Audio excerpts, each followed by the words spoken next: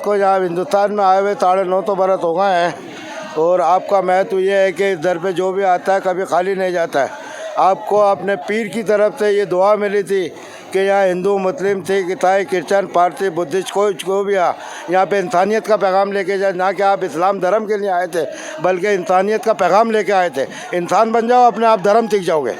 आपको सबसे बड़ा महत्व है, यहाँ पे हिंदू, मुस्लिम, सिख, ईसाई, क्रिश्चियन सब मानता है दरबार को, सबकी मनोकामना पूरी होती हैं। इस दर से कोई खाली नहीं जाता है और हम लोगों के मार्फत हाजिरी देता है। हम लोग उसके लिए दुआ करते हैं। गरीब नवाज हमारी जल्दी सुनते हैं, इसलिए वो हमको मान्यता देता है, क्योंकि हम यहाँ के ग़ुलाम हैं दरबार के, इसलिए वो हमारे पीछे। दोस्तों नमस्कार। आज हम राजस्थान का मक्का कहलाने वाली स्थान जिसे बोलते हैं अजमेर, और अजमेर जैसा कि आप सबको पता है धार्मिक नगरी के रूप में प्रसिद्ध है। गरीब नवाज की दरगाह यहाँ पर प्रसिद्ध है। जैसा कि आप जानते हो एक बड़ी देग, और गरीब नवाज तो अपने आप में एक अद्भुत नाम है। तो जानना चाहेंगे गद्दी नशीर जी हैं मौलवी साहब, जो आपको पूरी जानकारी यहाँ पर देंगे कि ख्वाजा साहब कब राजस्थान के अंदर आए थे, किस प्रकार इनका अस्तित्व है और क्या उनकी मान्यता है, यहाँ की देग को लेकर क्या मान्यता है, कब इस दरगाह में यहाँ पर मेला भरता है और क्या इसकी मान्यता है। तो पूरी जानकारी आप हमें दें। सबसे पहले ये बताएं कि गरीब नवाज जो हैं यहाँ कब आए थे और किस प्रकार उन्होंने इस दरगाह की स्थापना की थी। गरीब नवाज को यहाँ हिंदुस्तान में आए हुए 9.5 तो बरस हो गए हैं और आपका महत्व ये है कि इस दर पे जो भी आता है कभी खाली नहीं जाता है। आपको अपने पीर की तरफ से ये दुआ मिली थी कि यहाँ हिंदू, मुस्लिम, सिख, ईसाई, क्रिश्चियन, पारसी, बुद्धिस्ट कोई भी यहाँ पे इंसानियत का पैगाम लेके जाए। ना कि आप इस्लाम धर्म के लिए आए थे बल्कि इंसानियत का पैगाम लेके आए थे। इंसान बन जाओ, अपने आप धर्म सीख जाओगे। आपको सबसे बड़ा महत्व है, यहाँ पे हिंदू, मुस्लिम, सिख, ईसाई, क्रिश्चियन सब मानता है दरबार को, सबकी मनोकामना पूरी होती हैं। इस दर से कोई खाली नहीं जाता है और हम लोगों के मार्फत हाजिरी देता है। हम लोग उसके लिए दुआ करते हैं। गरीब नवाज हमारी जल्दी सुनते हैं, इसलिए वो हमको मान्यता देता है, क्योंकि हम यहाँ के ग़ुलाम हैं दरबार के, इसलिए वो हमारे पीछे जाता है और हम दुआ करते हैं उनके लिए और उनकी मनोकामना दुआएं पूरी होती हैं। इस दर से कोई कभी खाली नहीं जाता है। ये महत्व है दरबार का। यहाँ जो मेले उर्स का जो आयोजन होता है वो हर साल होता है, ऐसा सुना है हमने। किस टाइम चलता है और उसकी क्या मान्यता है?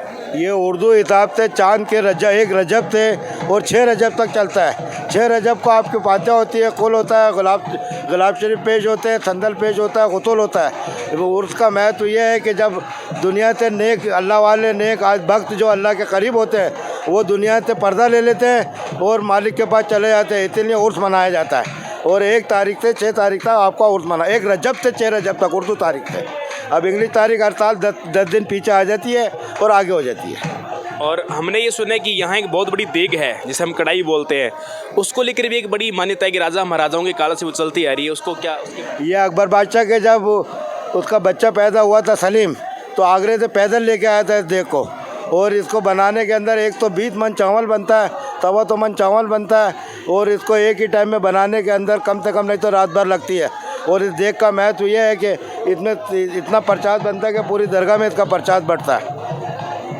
और हम ये जानना चाहेंगे कि ये जो दरगाह है इसका संबंध जो है अकबर, जहांगीर, शाहजहां सबसे रहा है, ऐसा बताया जाता है। सब ने अलग अलग दरबार बनवाए हैं, तो उनके बारे में क्या? इनका संबंध नहीं रहा आपका।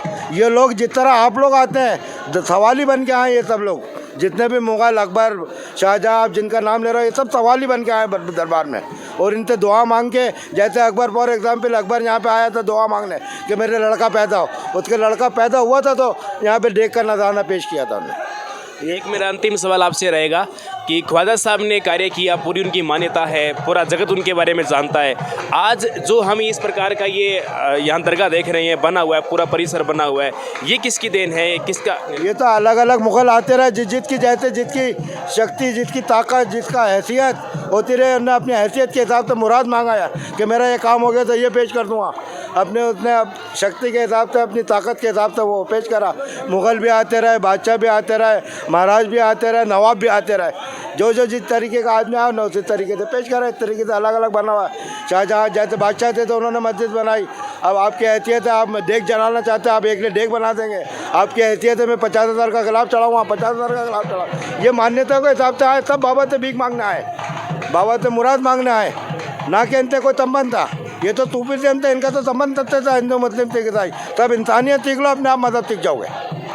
जैसा कि आज आपने शुभ यात्रा में कवर किया कि गरीब नवाज की हमने यात्रा की, इस यात्रा में खास योगदान जावेद भाई का रहा। तो जावेद से हम जानना चाहेंगे कि ख्वाजा साहब के दरबार में आकर आपको कैसा फील हो रहा है, और आप 2 शब्द ज़रूर बोलें। अल्हम्दुलिल्लाह, ये तो वो जगह है जहाँ पर हर धर्म का व्यक्ति और स्पेशली मोमिन तो ये चाहता है कि एक बार क्या साल में जब भी ख्वाजा साहब का हुक्म हो तब वो ज़ायरीन वहाँ आए और ज़ियारत करें। शुभ यात्रा में आपने गरीब नवाज की यात्रा की और दरबार में आपने भी यहाँ पर दस्तक दी। आप सबको ये यात्रा कैसी लगी आप भी कमेंट करके बताएं, और गरीब नवाज के लिए आपकी क्या मान्यता है आप भी कमेंट करके ज़रूर बताएं। जय हिंद, जय भारत।